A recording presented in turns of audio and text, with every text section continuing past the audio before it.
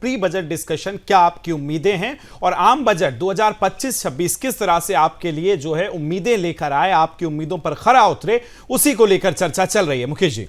बिल्कुल चर्चा चल रही है, और जब हम पिछली बार चर्चा कर रहे थे तो हमारी जो उम्मीदें थी, मुझे लग रहा है कि इस वर्ष 2025 में कुछ ज़्यादा चेंजेस नहीं है। मिडिल क्लास को जिस छूट की उम्मीद थी टैक्स स्लैब में, वो छूट 2024-25 के बजट में देखने को नहीं मिली थी। इसलिए इस बार 25-26 में लोगों की उम्मीदें ज़्यादा है, खासतौर पर मिडिल क्लास की उम्मीदें ज़्यादा है। और एक बार मैं सीधा निर्मला सीतारमण जी, शायद कुछ मीडिया से बात हो रही है, चाहे जो भी साधन उनको मिले वहां पहुंचने के लिए। अब आप देखेंगे रेल की सवारी हो या हवाई जहाज की सवारी हो, और वहां भी जो सुविधाएं हैं वो ठीक नहीं है।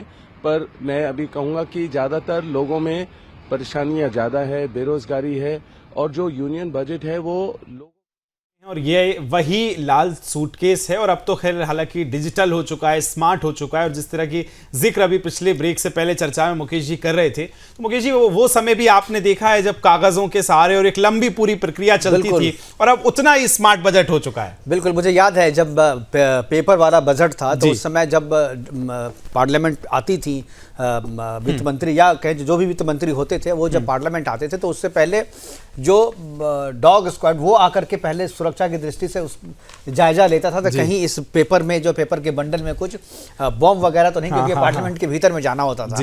तो वो भी एक प्रक्रिया होती थी, और उसमें करीब 10 से 15 मिनट का समय वो लगता था। फिर उसके बाद पूरा पहले पेपर जो है वो पार्लियामेंट पहुंचाया जाता था, फिर वो वहां से जाकर के जो वित्त मंत्री का कमरा है वहां पर उसको रखा जाता था, जो स्टाफ का उनका कमरा है, फिर वहां से जो है बजट की कॉपी जो है बांटी जाती थी सांसदों के बीच में, पत्रकारों को भी कॉपी दी जाती थी। लेकिन 2015 से, मुझे लग रहा है कि 2015 से जो है ये पेपरलेस शुरू हुआ है, और लोगों को काफ़ी, हालांकि पहले एक वर्ष में 1 साल ही मुझे लग रहा है कि लोगों को दिक्कत हुई थी, खासकर हम लोगों की, क्योंकि हम लोग थोड़ा सा बजट में इंटरेस्ट रखते हैं, और जो कॉपी होती थी हार्ड कॉपी, उसको बाद में भी पढ़ के उससे अखबार वाले तो कहे जो 1 महीने तक जो है वो कॉपी पढ़ के उसमें से वो लोग जो है लगातार खबरें लिखते रहते थे वहाँ पे।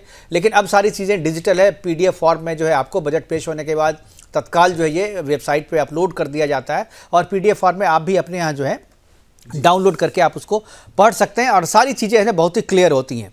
तो मुझे लग रहा है कि ये एक अच्छी पहल है पेपरलेस। जी बिल्कुल, और अब तो हालांकि स्मार्ट है। लेकिन मुकेश जी, कुछ भी हो, निर्मला सीतारमण जी ने इतिहास तो अपना ही बनाया है, अपने रिकॉर्ड्स ब्रेक किए। 2.5 घंटे तकरीबन, 2 घंटे हमने देखा, 50 मिनट तक जो इस बार पहुंची है। तो क्या इस बार लगता है, जैसे पिछले लास्ट टाइम का हम देखें तो वो कम था, क्योंकि स्मार्ट बजट था तो बहुत कम समय था, इस बार आपका अनुमान क्या कहता है? नहीं, मुझे लग रहा है कि इस बार भी 1 घंटे से ज़्यादा का बजट नहीं है, क्योंकि की नोट्स जो हैं वही केवल पढ़ती हैं, और ये लाइव तस्वीरें हैं पार्लियामेंट भवन की पहुंच चुकी हैं। उसके साथ संजय जायसवाल भी दिख रहे हैं, और पंकज चौधरी जो है वो भी दिख रहे हैं, और बाकी वित्त मंत्रालय के जो सीनियर अधिकारी हैं जिनका बजट बनाने में काफ़ी योगदान है, उनका से है, उनका अनुभव है, जो बजट तैयार किया जाएगा, उन सब में ये सारे लोग, जो सारे सीनियर अधिकारी हैं वित्त मंत्रालय के, वो शामिल हैं। और इन सब के प्रयास से ही और इन सब के अनुभव से ही इस बजट को तैयार किया गया है। और ये नए पार्लियामेंट भवन, नए संसद भवन का जो है सत्यमेव जयते ऊपर जो लिखा हुआ है, पिछले पार्लियामेंट, जो पुराना पार्लियामेंट संसद भवन था उसमें भी ये चीज़ें थी, अब ठीक उसके सामने जो है नया पार्लियामेंट है। और बिल्कुल, और हल्की सी मुस्कान के साथ आज निर्मला सीतारमण पहुंची हैं, और बजट के बाद क्या यही मुस्कान देश के आम लोगों के चेहरों पर भी आएगी, यही देखना दिलचस्प होगा, और इसी पर हम लोग चर्चा भी कर रहे हैं। और तमाम मेहमान जो हैं वो भी हमारे साथ, दिनेश गर्ग जी जुड़े ही हुए हैं, वेद प्रकाश गुप्ता साहब हमारे साथ, अर्थशास्त्री हैं, वो भी जुड़ गए। आपका बहुत बहुत स्वागत है सर। सबसे पहले तो आखिरी 1 घंटा शेष है, और वेद प्रकाश जी, क्या आप देख रहे हैं इस बार बजट के हलवे में मिठास होगी कि नहीं? जनता की मुस्कुराहटें ऐसी बनी रहेंगी? कैसे देखते हैं आप इस बार के बजट को? बजट की मिठास तो होगी जी, लेकिन एक हमारी जो प्रार्थना हमेशा रहती है सरकार से कि बजट के अंदर एक डायरेक्शन होनी चाहिए सेविंग और इन्वेस्टमेंट के प्रति। अपनी जो पब्लिक है वो इन्वेस्टमेंट करने के लिए आगे आए, ऐसा कुछ बजट होना चाहिए। ये आंकड़ों का खेल नहीं, केवल लोगों को आगे बढ़ाने के लिए देश के अंदर व्यापारी इतना बड़ा काम करते हैं तो उनको प्रगति वीर के रूप में सम्मान मिले, ऐसा बजट में कुछ हो तो देश की कायाकल्प बहुत जल्दी हो जाएगी। बिल्कुल, यानी जो इन्वेस्टर हैं उसको भी रिकॉग्नाइज किया जाए, उसे भी सम्मान मिले, क्योंकि देश को आर्थिक रूप से मजबूत करने में उनका योगदान होता है। और निश्चित तौर पे सरकार ने इसे रिकॉग्नाइज भी किया है, और इसे देश में रिकॉग्नाइज कर रहा है। दिनेश गर्ग जी हमारे साथ हैं। हर एक बजट में दिनेश जी आपसे चर्चा होती है, और आप जो बजट के पहले बोलते हैं, बजट के बाद वो मुझे लगता है 90% जो है एग्जैक्टली आप वो चीज़ बोल देते हैं। इस बार मैं चाहूँगा कि भविष्यवाणी, हालांकि हम लोग यकीन नहीं करते पॉलिटिकल भविष्यवाणी, लेकिन आर्थिक भविष्यवाणी आप मैं चाहूँगा कि हमारे दर्शकों के साथ आप साझा करें कि इस बार क्या उम्मीदें हैं। पिछली बार जो उम्मीदें थी उसमें टैक्स वाली पे शायद हम लोग जो है उसमें केवल थोड़े से चूक गए थे, बाकी सारी भविष्यवाणियाँ आपकी सही साबित हुई थी। इस बार क्या भविष्यवाणी कर रहे हैं आप? जी जी जी जी सबसे पहले तो आपको और आपके चैनल को बहुत बहुत बधाई। आप हर साल बड़े अच्छे लेवल का कार्यक्रम आयोजित करते हैं। पूरा देश आपके चैनल पर, आप विशेषतर आप पर भरोसा करता है। और दूसरी रही बात भविष्यवाणियों की, तो भविष्यवाणी जो नहीं है, वो आप जैसे मित्रों के माध्यम से जो रिलायबल सूचनाएं मिलती हैं हम वो पब्लिक के साथ शेयर कर लेते हैं जी। और आज भी कुछ कोशिश करते हैं ऐसी एक। तो आज का जो पूरा बजट है जो आपको 11 बजे से शुरू होगा, वो 3M के आसपास घूमता रहेगा। Middle class, MSME industries, medium small और महिलाएं। तो शुरुआत कर लेते हैं कि इसमें मिडिल क्लास के लिए क्या हो सकता है जी। तो मिडिल क्लास के लिए दिनेश जी, इसमें शायद आपने इसमें किसान MMK होना चाहिए। जी जी जी जी जी किसान, आपकी बात बिल्कुल ठीक बात आपकी जी। बेसिकली भारतीय अर्थव्यवस्था ना एक कृषि आधारित अर्थव्यवस्था है जी। इसलिए उसको तो आप किसी भी बिंदु से इग्नोर नहीं कर सकते हैं, लेकिन उसके अलावा जो बिंदु पे थोड़ा सा फोकस कर सकते हैं तो वो ये है कि किसानों के लिए काफी बजट, इस बजट में बहुत कुछ होगा। और अब शुरुआत करते हैं कि आपका मिडिल क्लास के लिए क्या हो सकता है, जो पहले ये 6-7-8 वर्षों से नहीं हो रहा था मिडिल क्लास के लिए। तो ऐसा लगता है कि इस बार सरकार मिडिल क्लास को इनकम टैक्स में एक अच्छा खासा रिलीफ देने की तैयारी में है। बिल्कुल जी। लेकिन एक सवाल मेरा गर्ग साहब आपसे ये भी है कि इस बार हम जो डिडक्शन की बात कर रहे हैं, या जैसे 7 लाख तक की जो अभी छूट थी उसको 10 लाख तक की बात अभी कई सारे लोग कर रहे हैं, और जो अर्थशास्त्री हैं, आपकी जगत के जो लोग हैं वो कर रहे हैं। लेकिन सवाल ये कि क्या 10 लाख तक करना संभव है? इतना खजाने में पैसा है क्या उस तरह को, जैसे 5 लाख तक होम लोन पे छूट देने की बात हो रही है? तो क्या अभी बिना बजट आए उनको पता लग गया नंबर? ये तो बड़ा आश्चर्य की बात है। मध्यम वर्ग को राहत दी जाएगी, अगर दी जाएगी तो चलिए अभी देखते हैं ना, थोड़ा इंतजार करिए, सब्र का फल मीठा होगा। जी जी जी देखिए क्या है, जो आपने कहा ना कि ऐसा हम कर सकते हैं, नहीं कर सकते हैं, क्योंकि आपका जो डायरेक्ट टैक्स कलेक्शन है उसने सारे रिकॉर्ड तोड़ दिए हैं। जो GST का कलेक्शन उसने सारे रिकॉर्ड तोड़ दिए हैं। इंफ्रास्ट्रक्चर के लिए जो हमने अमाउंट रखा था वो हम पूरा यूज नहीं कर पाए हैं। तो बेसिकली ऐसा करने का सरकार को फायदा होगा अगर सरकार आपके हाथ में 1 लाख रुपए ज्यादा छोड़ देगी टैक्स के रूप में और छूट के रूप में, तो वही GDP में 6 से 7 गुना ज्यादा परिवर्तित हो जाता है। तो जब सरकार आपको 1 रुपया अगर डालती है इकोनॉमी के अंदर तो 6 से 7 में कन्वर्ट हो जाता है। तो इसलिए सरकार के पास अर्थव्यवस्था इतनी मजबूत है पिछले 6-7-8 सालों से कि सरकार अगर ये इनकम टैक्स में मिडिल क्लास को रिलीफ देती है। बिल्कुल। एक चीज़ मैं दिनेश जी और वेद प्रकाश जी, मैं दोनों मेहमानों से पूछना चाहूँगा कि ग्रोथ की बात करते कह रहे कि हम 5वीं से तीसरी अर्थव्यवस्था बनने की तरफ जो है हम पहुँच रहे हैं, और हर एक बजट जो है उस दिशा में बढ़ाया गया एक कदम है। होल्ड करने के लिए कहा जा रहा है कुछ नई चीज़ें पार्लियामेंट जा रहे हैं। सर, दूसरी तरफ जिस तरह से सोनिया जी की तरफ से कल कमेंट्स आए उस पर क्या कहेंगे? हालांकि ये प्रियंका गांधी जी ने उसको डिफेंड किया, साथ में मोदी जी ने भी कहा कि देखिए सोनिया गांधी जी ने राष्ट्रपति द्रौपदी मुर्मू जी के बाद तमाम चर्चाएं जारी हैं। किरण रिजिजू अपनी प्रतिक्रिया दे रहे थे। जी गर्ग साहब, मेरा सवाल ये था कि एक जो कदम है हम उस दिशा में बढ़ रहे हैं कि 5वीं से तीसरी अर्थव्यवस्था हम बने। ग्रोथ रेट जो है, अगर GDP ग्रोथ रेट कहे तो कम तो हुई जरूर है, लेकिन अगर विश्व के दूसरे देशों की, दूसरे इकोनॉमी से अगर हम तुलना करें तो उस दिशा में, उसकी तुलना में भारत के ग्रोथ रेट जो है वो काफ़ी ज़्यादा है। क्या आपको लगता है कि जो विपक्ष आरोप लगाता है कि ग्रोथ रेट आपका कम हो गया है, आप तीसरी अर्थव्यवस्था कैसे बनेंगे, बेरोजगारी बढ़ रही है, महंगाई बढ़ रही है, इन दोनों के बीच में जो संतुलन की बात की जा रही है सरकार की तरफ से, क्या आपको लगता है कि जो सरकार के आर्गूमेंट्स हैं, जो सरकार के उठाए हुए कदम हैं, वो भारत को तीसरी बड़ी अर्थव्यवस्था बनाने की तरफ जो है एक मजबूत कदम है? या आपको लगता है एज ए इकोनॉमिस्ट कि नहीं, इसमें ये चीजें सुधार होनी चाहिए तभी हम उस दिशा में बढ़ पाएंगे? सरकार को कल आर्थिक सर्वे हमारे देश हमारे वित्त मंत्री ने आर्थिक सर्वे को प्रस्तुत किया, जो हमारा 2025-26 का आर्थिक सर्वे। उसमें जो हमारी जीडीपी का रेट है वो 6.3 से लेकर 6.8% तक का दिया हुआ है।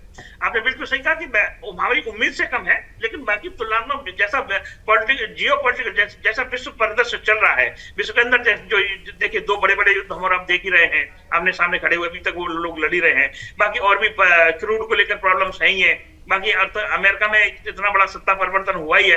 तो इन सब चीजों को ध्यान में रखते हुए हमारा जो 6.3 से लेकर 6.8 तक का जो है, अगर हम इसको अचीव कर लेते हैं या इससे थोड़ा कम भी अचीव कर लेते हैं, तभी भी हमको तीसरी अर्थव्यवस्था बनने से कोई रोक नहीं सकता है।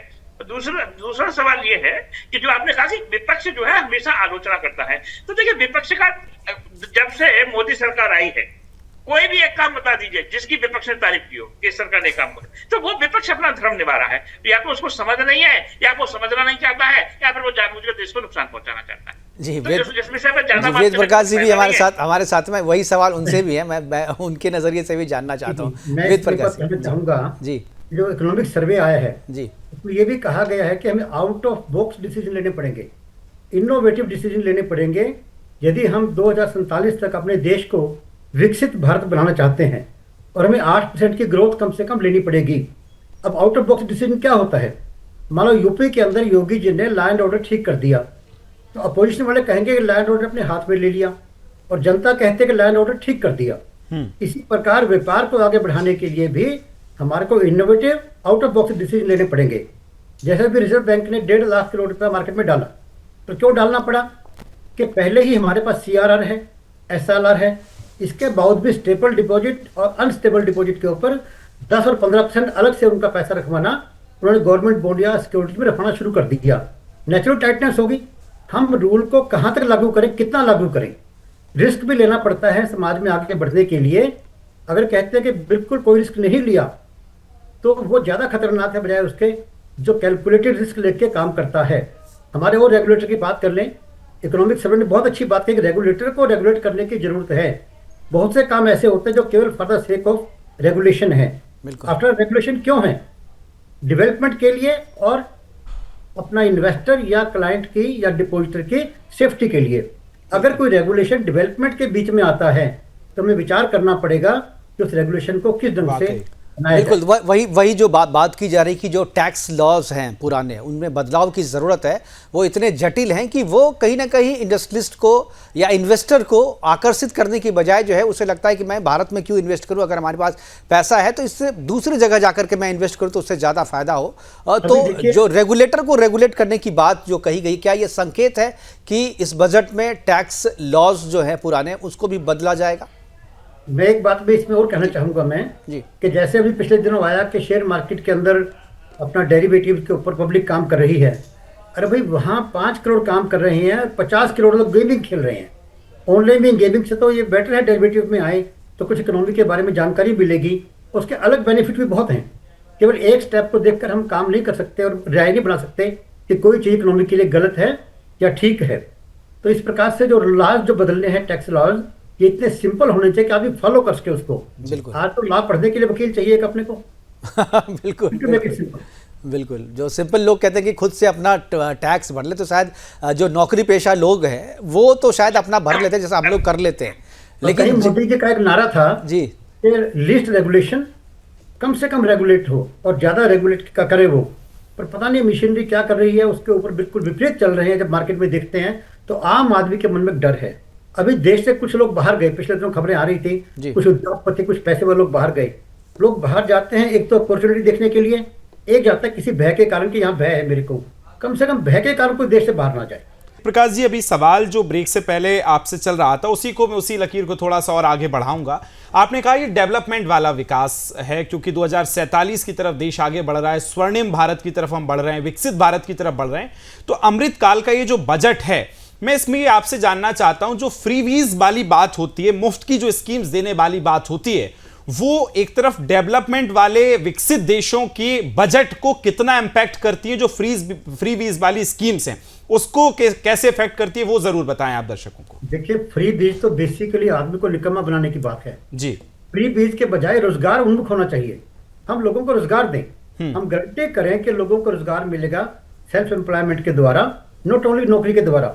बहुत से वेज हैं, केवल और केवल डेयरी फार्मिंग के द्वारा ही PPP मॉडल के ऊपर सरकार पैसे लगाए और जनता उसमें काम करे, रोजगार सबको मिले अपना। ऐसे बहुत से साधन हैं जो हम सबको रोजगार दे सकते हैं। फ्री बीज के मुकाबले में रोजगार की ओर लेकर जाए। देखिए, दो तरह के ढंग हैं। भारत पहले सोने की चिड़िया रहा, तो क्या था, हमारा देश सेविंग और इन्वेस्टमेंट के उन्मुख था। हमारी इन्वेस्टमेंट होती थी गोल्ड के अंदर या अच्छे भवनों के अंदर। और आज चल रहा है कि कंजप्शन बढ़ाइए आप, कंजप्शन बढ़ेगी तो डिमांड बढ़ेगी, डिमांड बढ़ेगी तो प्रोडक्शन बढ़ेगी, प्रोडक्शन बढ़ेगा तो देश की डेवलपमेंट होगी। तो हमारा बजट दो तरह से होना चाहिए, आइदर कंजप्शन बढ़ाए, डिमांड बढ़ाए तो लोगों के हाथ में पैसा ज्यादा आना चाहिए, या लोगों को सेविंग और इन्वेस्टमेंट की ओर उन्मुख करे, इन्वेस्टर को डर ना लगे। आज कहते हैं कि पब्लिक के जो बड़े इंडस्ट्रियलिस्ट हैं वो प्राइवेट प्लेसमेंट नहीं कर रहे हैं, पैसा नहीं लगा रहे हैं। अरे कोई 1000 करोड़ लगाएगा तो सवाल आ जाएगा कहाँ से पैसे लेकर आया। भाई, हमें इनपुट पे बजाय आउटपुट पे ध्यान देना चाहिए। इनपुट को सब्सिडी देने के बजाय आउटपुट पे इंसेंटिव देना चाहिए। हमारी ऐसी इस ढंग की सोच हमारे को देश में डेवलप करनी चाहिए। बिल्कुल, जो एक चीज़ आपने कही, जो कंजम्पशन बढ़ाने की, जो हमारा जो जीडीपी कैलकुलेशन का जो हमारा तरीका है वो तो कंजम्पशन पे ही बेस्ड है। तो आपको लगता है कि ये फॉल्टी सिस्टम है, कंजम्पशन बेस्ड जीडीपी कैलकुलेट नहीं होना चाहिए? वेद प्रकाश जी, अब दिनेश जी, दोनों से मैं पूछूंगा। कंजम्पशन बेस की बात करें जी, अमेरिका के अंदर बच्चा पैदा होते ही वहां पर कंजम्पशन शुरू हो जाती है। बच्चे को पालने वाला, बच्चे को संभालने वाला, और जीडीपी में ऐड हो गया। हमारे माँ तो अपने घर में माँ इतने काम करती हैं, दादी इतना काम करती हैं, वो तो कहाँ कंजम्पशन में आएगा अपना। तो जो फॉल्टी सिस्टम है ये, इसको हमारे को ढंग से ठीक करने की जरूरत है। बिल्कुल, क्योंकि आपके देश में अगर जाम होता है, ट्रैफिक जाम होता है, तो आपका कंजम्पशन पेट्रोल का बढ़ता है और आपकी जीडीपी बढ़ जाती है उससे। तो ये जो इस आधार पे कैलकुलेशन किया जाता है, तो मुझे लगता है कि ये सिस्टम फॉल्टी है, इसमें सुधार होने की जरूरत है। वक्त प्री बजट क्या कुछ चर्चाएं हो सकती हैं, क्या कुछ उम्मीदें हैं, वो भी हम जानने की कोशिश कर रहे हैं। लेकिन दिनेश जी, कल अगर हम प्रधानमंत्री का अभिभाषण सुने या आर्थिक बजट पर हम जो पूरी चर्चा हमने सुनी है, प्रधानमंत्री ने जिस तरह से पहले भी ज्ञान का जो फॉर्मूला दिया था, ज्ञान में जो गरीब की बात हो, अन्नदाता की बात हो, नारी की बात हो, तो उन सभी को लेकर उन्होंने कहा कि सभी को खुश करने वाला और उनको ध्यान में रख के बजट बनाया गया है। अब घर का बजट चलाती है एक नारी, तो घर के बजट और जो मिडिल क्लास की बात की जा रही है, तो सबसे पहले तो ये बताइए कि मिडिल क्लास क्या होता है, उसके हिसाब से क्या टैक्स में बेहतर छूट विकसित देशों की तुलना में की जानी चाहिए, वो जरा बताइए सर। जी, मैं आपको बताता हूँ। देखिए, जैसे प्रधानमंत्री जी ने कल अपने उद्बोधन में कहा था कि इस बजट से महिलाओं में खुशहाली आएगी, मिडिल क्लास में खुशहाली आएगी। उसका अर्थ यह है कि हमारा जो बजट है इस बार कहीं ना कहीं, वो जो अभी मैं आपको बता रहा था कि वो महिला सेंट्रिक रहेगा, मिडिल क्लास सेंट्रिक रहेगा। और जहां तक आपने एक और सवाल पूछा कि क्या हम विकसित देशों में, तो अमेरिका में आपको पता है टैक्स का रेट इस समय 50% है, जो मैक्सिमम जो हाईएस्ट टैक्स स्लैब। ट्रंप उसको कट करने के लिए बात कर रहे हैं। ब्रिटेन में अभी जो टैक्स है, इंडिविजुअल टैक्स है 45% है। इंडिया के अंदर हम लोग जो टैक्स है वो 42 से 43% की कैटेगरी में फॉल करते हैं। तो अभी हमारे में आपका एक प्रॉब्लम क्या है कि जो हायर रेट है ना वो हायर इंडिविजुअल क्लास में लगता है, जिसकी इनकम 1 करोड़ से ऊपर की है, जिसकी सैलरी हायर स्लैब्स में आती है। तो इसलिए वो हायर स्लैब्स को बने रहने देना चाहिए। और हमको क्या चाहिए, मिडिल क्लास को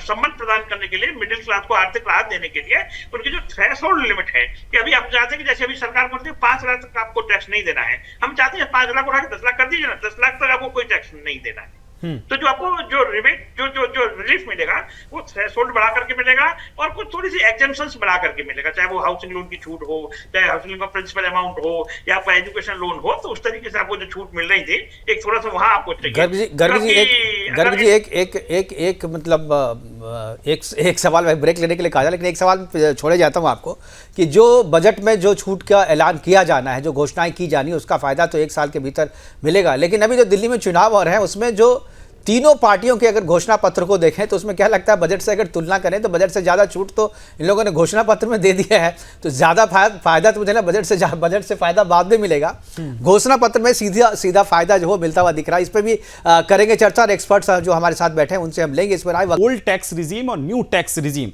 एक तरफ हम देख रहे हैं, लेकिन ओल्ड टैक्स रिजीम में अगर हम बात करें तो 42% हमें टैक्स देना पड़ता था, जबकि नई रिजीम में 39% देना पड़ता है। तो दोनों में क्या डिफरेंस है, और सरकार क्यों हर व्यक्ति को न्यू टैक्स रिजीम में जाने की बात कह रही है, उसका क्या फायदा है? बहुत आसान शब्दों में अगर आप समझा पाए तो। आसान शब्दों में ये है कि न्यू टैक्स रिजीम सिंप्लीफाइड है। आज 1% 2% ज्यादा कम देने में फर्क नहीं पड़ता। तो चाहते हैं सिंपल काम हो, आराम से काम किया जा सके। हमारा व्यापारी टैक्स ज्यादा भी दे देगा पर उसको आराम से जीने तो दें।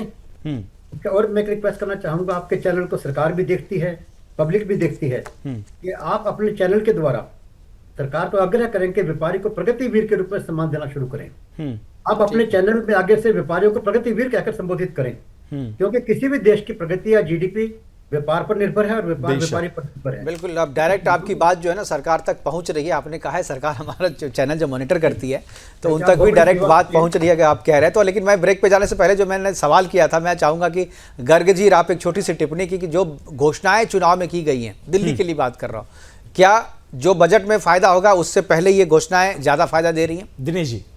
जी बता दो मैं दो बातें हैं। एक तो ये कि बजट में की गई बजट में की गई घोषणाओं को पूरा करना जरूरी है कानूनन। दूसरा, इलेक्शंस में की गई घोषणाओं को पूरा करना कोई मतलब आप कह रहे हैं ये झूठे वादे हैं, मतलब आप सीधा कह रहे हैं कि ये झूठे वादे हैं। झूठे वादे हो सकते हैं तो वहां आप किसी कानून ठीक है, मैं यही सुनना चाह रहा था कि ये वादा जो है ये झूठा वादा है, इस पे वादों पे जाकर के वोट ना करें, परफॉर्मेंस को देख करके और प्रत्याशी को देख करके वोट करें। जी हाँ सर हमारे पास अगर वादों पे जाके वोट करेंगे तो मोदी जी के वादे पे लोग भरोसा करेंगे ना। फिर तो वही कह रहा था कि उनके वादों पे भरोसा कीजिए जिन्होंने वादा करने का अपना रिकॉर्ड बनाया हुआ है, वादा पूरा करने का। उनके वादों पे भरोसा बिल्कुल मत कीजिए जो सिर्फ वादे ही करते रहे और जिनके वादे कभी पूरे नहीं हुए दूसरे स्टेट में। फिलहाल वक्त एक छोटे से ब्रेक का, और ब्रेक के बाद जब वापस आएंगे तो हमारे दोनों मेहमानों का मैं अभी धन्यवाद करना चाहूंगा, क्योंकि ब्रेक के बाद जब वापस आएंगे तो सीधे पार्लियामेंट चलेंगे और पार्लियामेंट में वित्त मंत्री निर्मला सीतारमण बजट पेश कर रही होंगे, सीधा वहां चलेंगे और उसके बाद बजट के बाद चर्चा इसी तरीके से स्टार्ट होगी कि जो एक्सपेक्टेशंस थी वो कितनी पूरी हुई, और उस पर हम चर्चा करेंगे। लगातार तो जाइएगा कहीं नहीं, बने रहिए हमारे साथ, देखते रहिए बजट 2025।